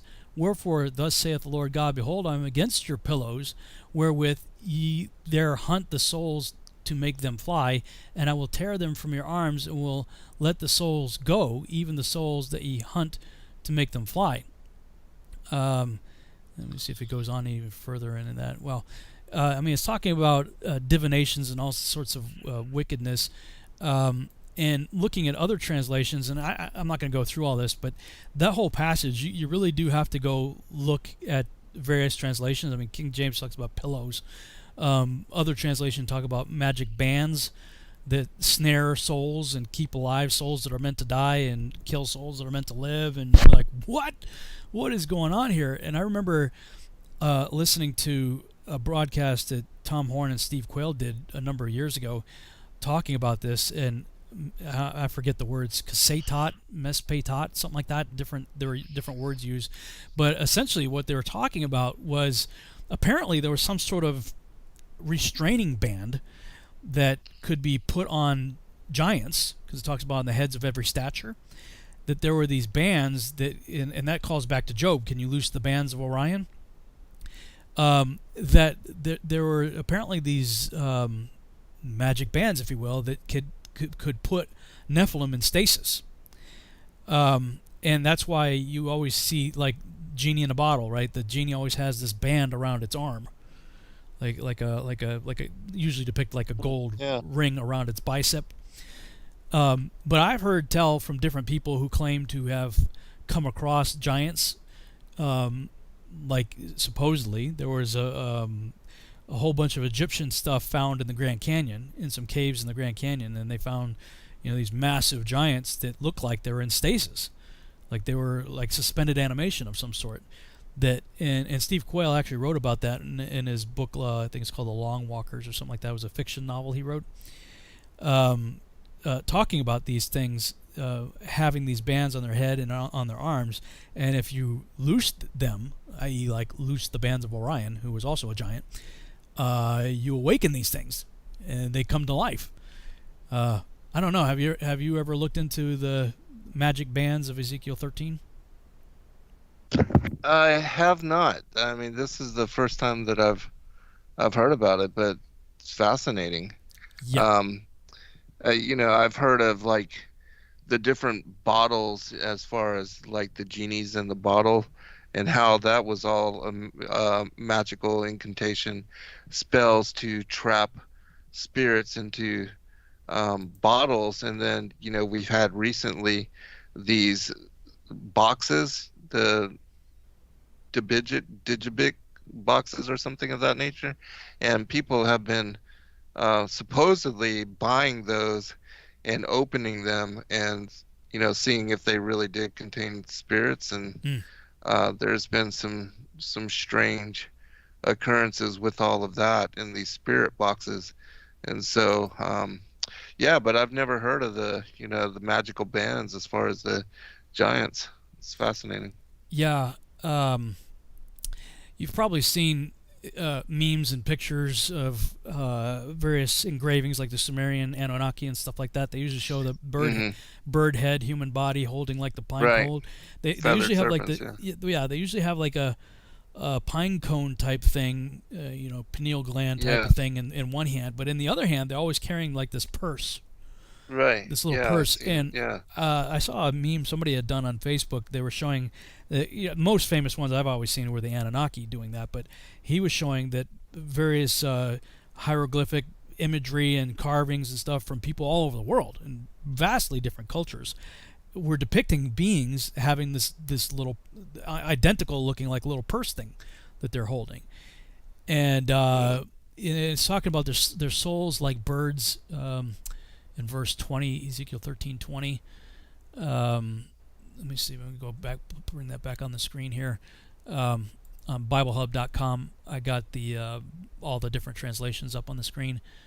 Ezekiel 13:20, New International Version. Therefore, this is what the Sovereign Lord says: I'm against your magic charms with which you ensnare people like birds, and I will tear them from your arms. I will set free the people that you ensnare like birds. And all the other translations pretty much say the same thing. What's King James saying here? Therefore, thus saith the Lord, behold, I'm against your pillows, wherewith ye there hunt the souls to make them fly, and I will tear them from your arms, and I will let the souls go, even the souls that ye hunt to make them fly. Very cryptic stuff. Let me see. Let me look up what they're calling pillows here. Yeah, Kaseth. Kaseth. I've heard Kasetat is another derivative of that. Mespetat and Kasetat, I think, were the words, if memory serves. Yeah, just crazy interesting. Don't know what to make of that. Fascinating. But I had some lengthy conversations with Nathan Reynolds about some of the things that he's seen and experienced, and I'd written in one of my scripts. In fact, it was the part that Rick Hummer initially auditioned for when we were doing the audio drama, was the part for Kazdaja, who is one of the fallen angels in the book of Enoch that is said to have taught the art of abortion. First of all, smiting the baby in the womb, but also smiting spirits. And I was always the impression that spirits are eternal. So I'm like, how do you smite a spirit, right? Right. And that's when I started thinking, and as I was writing, that maybe there is a way, thinking about this whole Ezekiel 13 thing, that they can rip the spirits out of people. And so I wrote a scene where this fallen angel Kazdaja is literally extracting a soul out of somebody, and it's being put into a container, like a cell of souls. And there are things on the sides of this cell. In Egyptian hieroglyphs, they're called the Jedi. It's spelled with a D before it, D Jedi, the Jedi, and it looks like a mushroom that has like bands on it, and apparently it has something to do with resurrection. It was interesting because they actually depicted that like right in your face in the X-Men movie that dealt with Apocalypse, who was it's basically the Nimrod story. They resurrect this guy, but they had these tubular things that look like mushrooms, where they have bands on them, which are they're somehow linked to resurrection. The Jed poles, they call them. And so I'd written this scene, and it was really disturbing the way I envisioned it, the way I wrote it. And after I wrote this whole scene, I took a step back, and I was like, man, I don't know. Like I was wondering if I should take it out of the script, and I felt very strongly that the Holy Spirit was telling me, no, you leave that in there. Yeah. And it was like a day or two later that we were watching V when they did the reboot of the TV series V, and there's a scene where Anna is walking through the Vatican with this like cardinal or bishop or somebody, and she's seeing all these paintings of hell and stuff on the walls, and she's like, what is this stuff? And the priest or whoever it was saying, well, we believe that, you know, humans, after they die, their spirit goes on to either a place of torment called hell or to a place of joy called heaven. And they're like, you have an eternal spirit? And he's like, yeah, you know, we believe that, you know, our spirit lives on eternally afterwards. And the next thing you see is Anna has got a victim on a table, and she's trying to extract the soul from him. You know, and I'm like, whoa, okay, because like I had literally just written it and was freaking out about it. Like, and then I talked to Nathan Reynolds about it, and he was saying, yeah, there is some kind of tech out there. They call it blue energy, that some of these underground bases and stuff are operating under. Like they're extracting the soul of people and utilizing it somehow as blue energy to run the place. And I'm going, man, you know, and how all that ties to Ezekiel 13 and stuff like that, and all these giants are held in stasis by these magic bands that are around their arms and around their heads. I don't know. I mean, it makes for great science fiction, but it just may actually be true. Right. It reminds me of I did several interviews with Dan Duvall and Carolyn Hamlet, and you know they talk about some of that kind of in when they do the DID and they do the torturing of the children and they fracture them, that they are able to lock up parts of their personality, or even to try to remove them and put them into other containment. I forget exactly how he had put it, but I do remember in speaking about that, it's somehow part of the process of what they do with the dissociative identity disorder and the way that they fragment, and that they are seeking ways to transfer, you know, the spirit or the entity or the consciousness of individuals. And it, you know, reminds me also of what we were talking about with the 2045 project, and how they want to be able to extract and also upload, no longer even needing flesh bodies, but once you have the consciousness, to just continue creating these cybernetic bodies for continual upload, and just get a new one whenever you need an upgrade, you know. Yeah. Weird. You know, interesting times we're in. Yeah. And yeah, crazy. Somebody in the chat room called Real Eyes said a complete abomination would be the Antichrist sitting in a cloned body of Jesus. That would be a complete mockery. And I was responding, yeah, I wrote a script about that back in 1999, as a matter of fact, called The Omega Conspiracy. It was part of a trilogy called the Spear of Destiny trilogy, where I was speculating, because I was doing a lot of research on the Lance of Longinus. Yeah.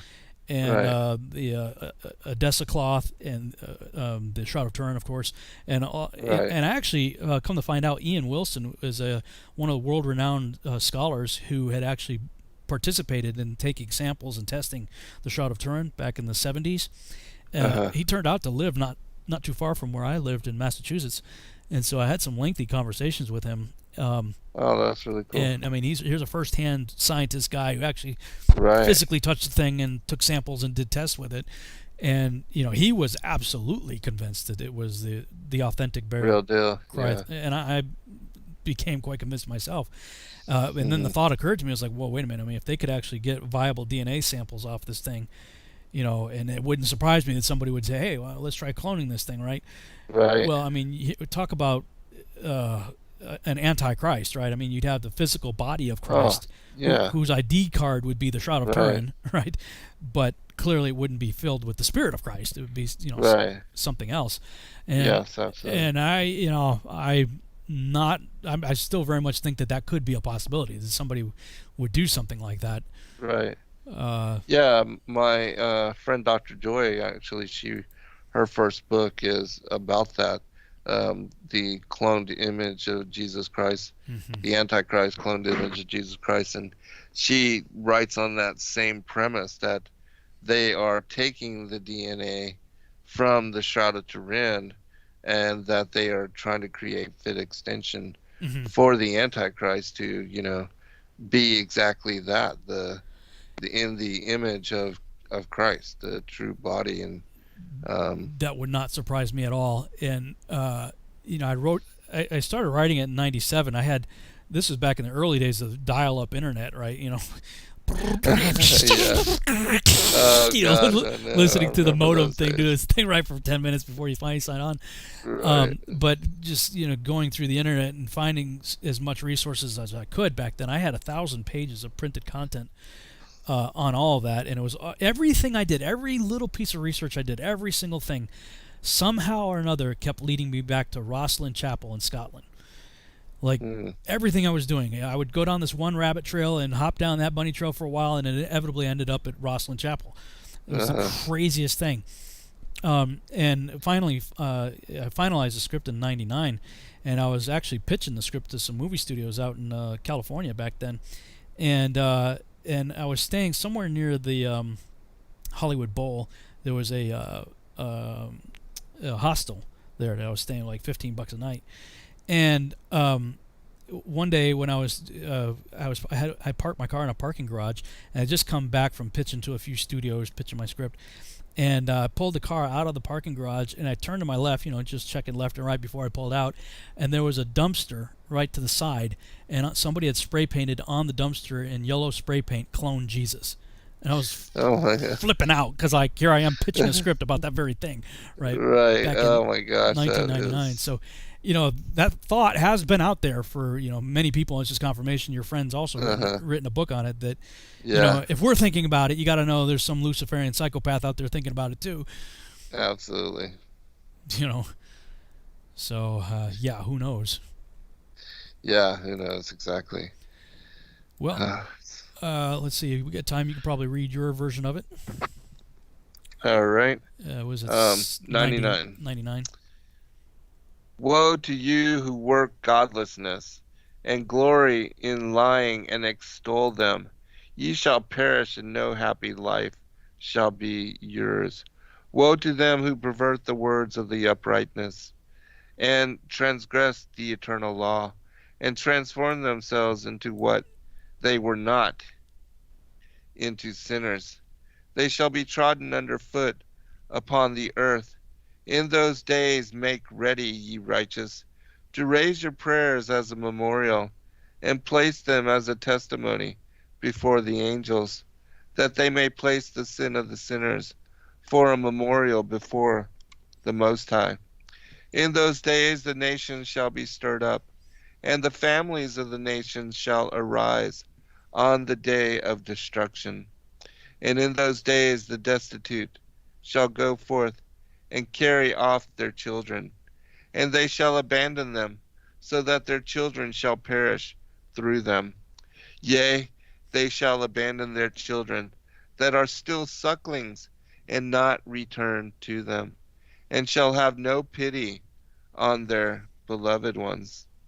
And again I swear to you, ye sinners, that sin is prepared for a day of unceasing bloodshed, and they who worship stones and grave images of gold and silver and wood and stone and clay, and those who worship impure spirits and demons and all kinds of idols, not according to knowledge, shall get no manner of help from them. And they shall become godless by reason of the folly of their hearts, and their eyes shall be blinded through the fear of their hearts, and through visions in their dreams. Through these they shall become godless and fearful, for they shall have wrought all their work in a lie, and shall have worshipped a stone. Therefore in an instant shall they perish. But in those days blessed are they who accept the words of wisdom and understand them, and observe the paths of the Most High, and walk in the path of his righteousness, and become not godless with the godless, for they shall be saved. Woe to you who spread evil to your neighbors, for you shall be slain in Sheol. Woe to you who make deceitful and false measures, and to them who cause bitterness on the earth, for they shall thereby be utterly consumed. Woe to you who build your houses through the grievous toil of others, and all their building materials are the bricks and stones of sin. I tell you, ye shall have no peace. Woe to them who reject the measure and eternal heritage of their fathers, and whose souls follow after idols, for they shall have no rest. Woe to them who work unrighteousness and help oppression, and slay the neighbors until the day of the great judgment. For he shall cast down your glory, and bring affliction on your hearts, and shall arouse his fierce indignation, and destroy you all with the sword. And all the holy and righteous shall remember your sins. There we are with the swords again. It's interesting that angels appear to have swords. That's what they fight with. Right. And also, when Christ comes again, the sword of his mouth. He fights with the sword of his mouth, yes.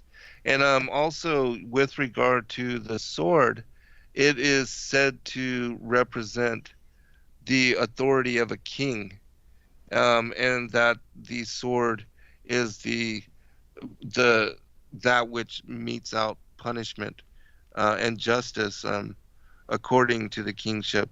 And so in this case, it would be Christ, and the sword of his mouth would be, what is brought upon the wicked, and that justice is served in that manner. So, yeah. The other thing that stood out to me in this chapter was, woe to them who pervert the words of uprightness and transgress the eternal law. That God's law is eternal. Absolutely. Yeah, it didn't just show up on Mount Sinai. Right. Yes, absolutely. That's about all. The other thing that this whole thing about worshiping idols that brought to my memory was the story of Abraham and why God called Abraham in the first place. Right. I was always wondering, why Abraham? What did he do, right? Well, Joshua, devotes at least the edition that I have, it's like 200 pages. Is devoted to the life of Abraham, and by contrast Nimrod, because it depicts them as contemporaries. But what a cool story. He spends time with Shem and Noah, and he comes back. His dad's an idol maker, and he's been taught about the one true God, but he sees his dad he's like, what the heck, So he lays food out to see if the gods will eat it, and nothing happens. One thing after another. Finally, he gets fed up, and he just smashes them all. Right. And then he takes the hatchet or whatever he was using, and he puts it in the hand of the largest idol. The bigger one, right. And when his dad comes in, he's like, what have you done? What did you do? He's like, I didn't do nothing. He did. And he points over to the wood. He's like, what are you talking about? He's just made out of stone, and wood or whatever. He didn't do it. And he's like, basically like, yeah, hello, McFly. Exactly. Hello. What, yeah, you made them. Why are you worshiping them? They're just nothing. Right. Exactly. And I love that story. And I think that. Yeah, I do too. I think Yahuwah's just up there looking like, yeah, I could use this guy. I like this guy. Right. Next thing you know, he calls him out to be his man, and I just love that story, the way it's depicted there. Yeah, it is so funny, and then people don't just reading the canon, they're not familiar or aware with the depth of that story, and it is funny when you just visualize all of that taking place, and he uses it to convict him, to convict his father of worshiping false gods. And so, yeah, I think it's an incredible story.